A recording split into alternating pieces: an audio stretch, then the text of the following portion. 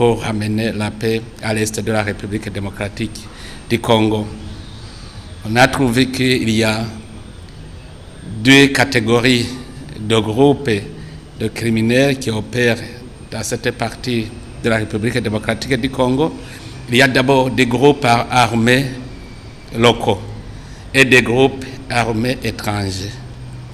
Alors on a commencé par traiter la question des groupes armés locaux, où on a décidé que ces groupes doivent emprunter le processus politique pour ramener la paix dans cette région. Alors, sans condition, on a recommandé que ces groupes rejoignent le processus de dialogue qui va démarrer demain. Et on a fait l'injonction que celui qui doit participer sans condition et que celui qui refusera d'y participer, il sera considéré comme une force négative et il sera traité comme tel par des mécanismes militaires.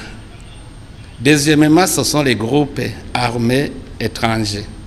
Alors, ces groupes doivent quitter sans condition aussi la République démocratique du Congo, parce qu'on a trouvé qu'il faut refuser le terrain pour ces groupes. Alors, chaque groupe a été appelé à regagner son pays natal.